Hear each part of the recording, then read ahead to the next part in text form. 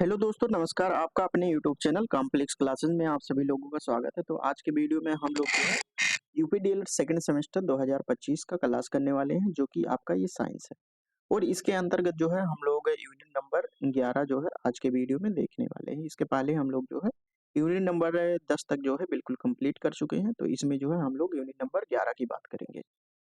और इसके साथ-साथ जो है हम लोग देखेंगे कि प्रीवियस ईयर क्वेश्चन में जो है ईयर में जो है किस प्रकार से क्वेश्चन बना हुआ है, उस पर भी बात करेंगे। और इसका पीडीएफ या फ्री नोट्स प्राप्त करना चाहते हैं तो आप लोग टेलीग्राम चैनल से जुड़ सकते हैं। डिस्क्रिप्शन बॉक्स में जो है लिंक दिया हुआ है।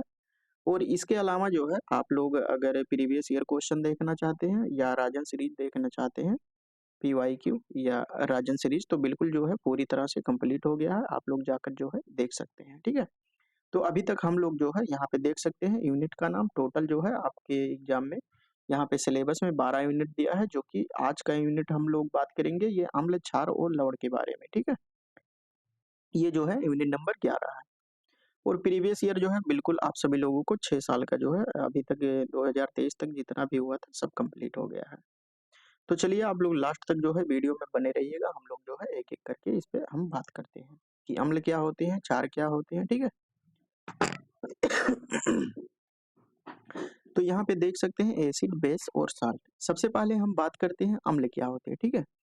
तो अम्ल जो है अगर परिभाषा जो है यही पूछा जाता है आपके डीएलएड में कि अम्ल किसे कहते हैं, तो वह पदार्थ जो है अम्ल होते हैं जो जल में घोलने पर जब जल में घुलकर जो है हाइड्रोजन आयन देते हैं या हाइड्रोनियम आयन देते हैं, ठीक है? उत्पन्न करते हैं। तो उसी को जो है हम लोग अम्ल कहते हैं। अब अम्ल की अगर बात करें तो यहाँ पे देख सकते हैं कि अम्ल के प्रकार की अगर बात करें तो जो है कितने प्रकार के होते हैं, यहाँ से जो है क्वेश्चन पूछा जाता है। प्राकृतिक स्रोत के आधार पे देखें तो एक कार्बनिक अम्ल होता है और एक अकार्बनिक अम्ल। कार्बनिक अम्ल के अंतर्गत जैसे ये जीवों से जो है प्राप्त होते हैं और अकार्बनिक अम्ल जो होता है ये खनिज स्रोत से प्राप्त होते हैं। जीवों से जब प्राप्त होते हैं तो जैसे साइट्रिक अम्ल हो गया, ये नींबू, संतरा, सिरका में जो है एसिटिक अम्ल पाया जाता है। ये जो है ये आपके डीएलएड में जो है इसका सूत्र जो है पूछा जा चुका है। ये एग्जाम में जो है आ चुका है। तो ये एसिटिक अम्ल हो गया और उसके बाद में लैक्टिक अम्ल अभी तक नहीं पूछा गया, ठीक है? जो कि दही में पाया जाता है। उसके बाद में आप अकार्बनिक अम्ल की बात करें तो ये जो है खनिज स्रोतों से ये प्राप्त होते हैं। जैसे हाइड्रोक्लोरिक अम्ल हो गया जो पेट में पाया जाता है, ठीक है? और सल्फ्यूरिक अम्ल हो गया, इसका प्रयोग जो है बैटरी में किया जाता है। और नाइट्रिक अम्ल जो है ये विस्फोटक और उर्वरक में इसका प्रयोग किया जाता है। उसके बाद में अम्ल की शक्ति के आधार पे देखें तो यहाँ से जो है आपके डीएलएड में पूछा जाता है कि कौन सा स्ट्रॉन्ग एसिड है और वीक एसिड है, ठीक है? मजबूत अम्ल या कमजोर अम्ल के बारे में पूछा जाता है। तो यहाँ पे इम्पोर्टेंट क्या है, ये एग्जाम्पल जो है जो उदाहरण दिया हुआ है ये इम्पोर्टेंट हो जाता है, ठीक है? तो इसको जो है आप लोग याद कर लीजिए। जो पूरी तरह से जो है आयनित हो जाता है उसे मजबूत अम्ल कहते हैं और कमजोर अम्ल को उसे कहते हैं जो आंशिक रूप से जो है आयनित होता है। आयनित का मतलब ये हो गया कि जब जल से क्रिया करता है तो इसमें जो हाइड्रोजन या ये क्या नाम है यहाँ पे ये जो हाइड्रोनियम आयन होता है H3O पॉजिटिव, ये जो है आंशिक रूप से जो है आयनित होता है, ठीक है? तो यहाँ पे हमने देखा जो है शक्ति के आधार पे मजबूत अम्ल और कमजोर अम्ल। उसके बाद में अगर घुलनशीलता के आधार पे देखें तो घुलनशील अम्ल जो जल में जो है पूरी तरह से घुल जाते हैं और जल में जो है नहीं घुलते हैं उसे अघुलनशील अम्ल कहते हैं। तो यहाँ हमने देखा अम्ल किसे कहते हैं, एसिड किसे कहते हैं और उसके बाद में अलग-अलग आधार पे जो है यहाँ पे देख सकते हैं शक्ति के आधार पर। और उसके बाद में हम लोग यहाँ पे स्रोत के आधार पर जो है देखें कि अम्ल कितने प्रकार के होते हैं। अब हम बात करते हैं कि जो है अम्ल के जो उपयोग होते हैं वो कहाँ-कहाँ पे इसका उपयोग जो है किया जाता है। तो खड्डे खट्टे स्वाद वाले होते हैं ये जो है, जो खट्टे फल होते हैं, ठीक है? उसमें जो है अम्ल पाया जाता है और लाल लिटमस पेपर को जो है ये नीला कर देते हैं, ठीक है?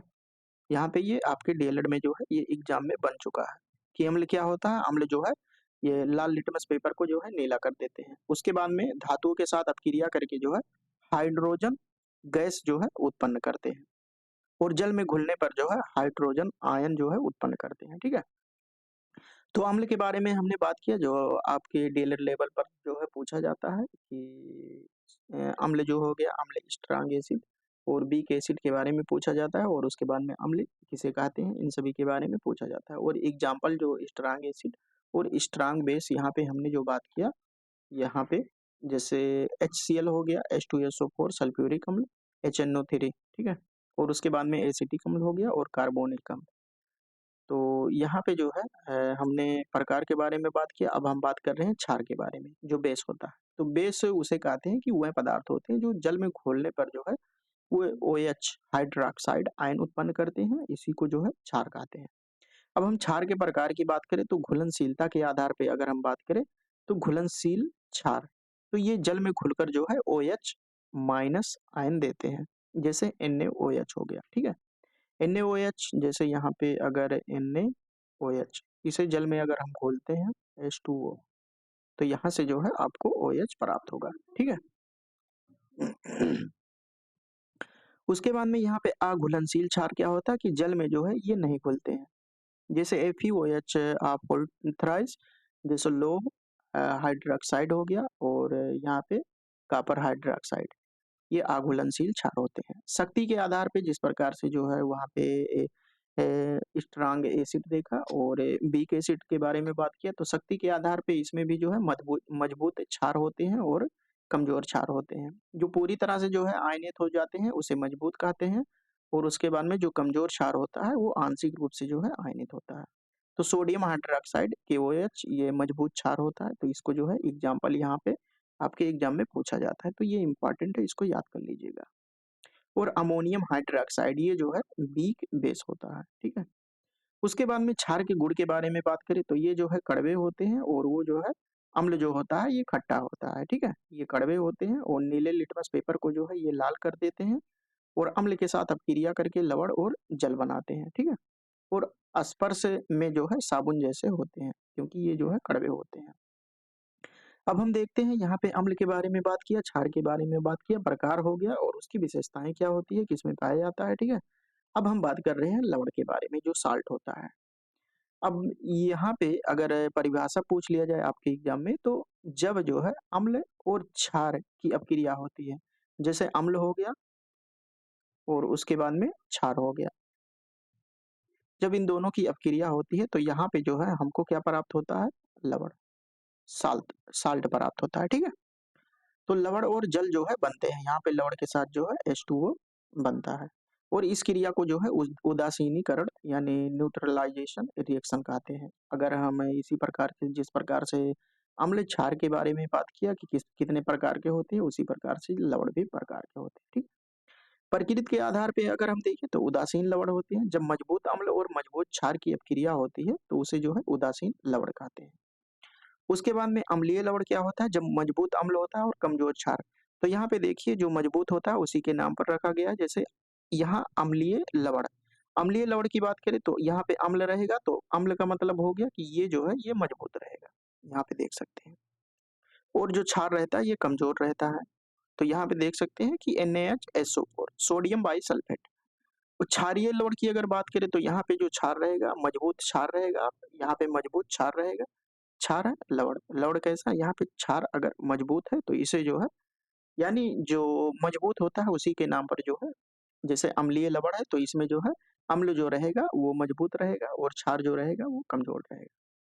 तो यहाँ पे इसके एग्जाम्पल के बारे में आप लोग बात कर सकते हैं। उसके बाद में यहाँ पे लवण के गुण, इसके क्या गुण होते हैं, तो यह जो है अम्ल और क्षार की जो है अपक्रिया से बनते हैं। जब अम्ल और क्षार का अपक्रिया किया जाता है तो वहां पे लवण और जल बनते हैं।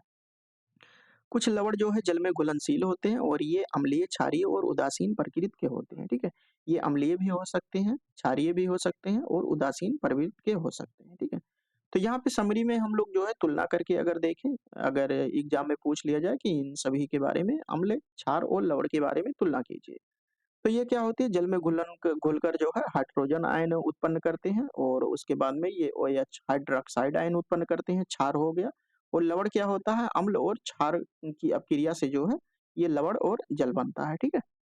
तो अगर स्वाद की बात हम करें तो ये अम्ल जो होता है ये खट्टा होता है, क्षार जो है कड़वा होता है, और लवण जो होता है ये खट्टा कड़वा यानी ये अलग अलग होता है। लिटमस टेस्ट की अगर बात करें तो लाल लिटमस पेपर को जो है नीला कर देता है, और नीले लिटमस पेपर को जो क्षार होता है वो लाल कर देता है, और इस पर जो है जो लवण रहता है उस पर कोई प्रभाव नहीं पड़ता है। पीएच मान की बात करें तो पीएच स्केल जो होता है ये 1 से लेकर जो है ये 14 तक होता है। यहाँ पे 7 जो होता है, 7 के आगे यहाँ पे एसिड होता है और उसके बाद में यहाँ पे अगर हम बात करें 6 के बाद, ठीक है?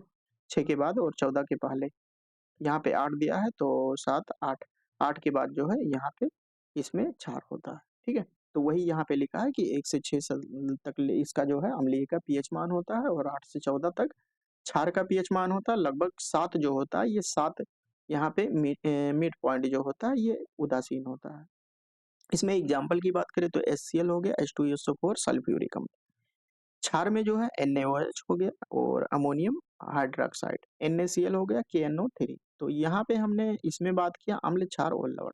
अब यहाँ पे अगर अपक्रिया के बारे में बात करें, ये रिएक्शन पूछा जा सकता है कि अम्ल क्षार अपक्रिया, यानी अम्ल और क्षार से अपक्रिया करते हैं तो क्या बनता है, ये लवण बनता है और जल बनता है, ठीक है? यहाँ पे जैसे देख सकते हैं ये HCl ये अम्ल हो गया और उसके बाद में NaOH, यहाँ पे ये बेस हो गया। जब इसको जो है हम लोग रिएक्शन करेंगे तो यहाँ पे ये साल्ट बनेगा, NaCl जो नमक होता है और यहाँ पे वाटर बनेगा, ठीक है? यानी हाइड्रोक्लोरिक अम्ल और सोडियम हाइड्रॉक्साइड की जब हम रिएक्शन करते हैं तो उससे जो है सोडियम क्लोराइड और जल प्राप्त होता है। तो ये रिएक्शन जो है इम्पोर्टेंट है। ये क्षार अम्ल क्षार अपक्रिया ये एसिड बेस रिएक्शन होता है, तो इसको जो है आप लोग याद कर सकते हैं। अब यहाँ पे देख सकते हैं कि दैनिक जीवन में उपयोग ये सभी के बारे में हमने बात किया। जैसे अम्ल की अम्ल का प्रयोग कहाँ करते हैं, अम्ल जैसे पेट में हाइड्रोक्लोरिक अम्ल जो है पाचन में जो है ये सहायता करता है। और क्षार की बात करें तो साबुन और डिटर्जेंट में जो है सोडियम हाइड्रॉक्साइड होता है। और लवण की बात करें तो खाने में जो सोडियम क्लोराइड होता है, नमक होता है, इसका प्रयोग जो है खाने में किया जाता है। यहाँ पे अम्ल जो होता है ये खट्टा होता है, क्षार कड़वा होता है, ठीक है? ये हाइड्रोजन आयन देता है और ये OH आयन देता है। लवण की बात करें अम्ल और क्षार की अभिक्रिया से बनता है और अम्ल क्षार की अभिक्रिया जब करते हैं तो उससे लवण बनता है और उसके बाद में क्या प्राप्त होता है, H2O यानी जल प्राप्त होता है, ठीक है?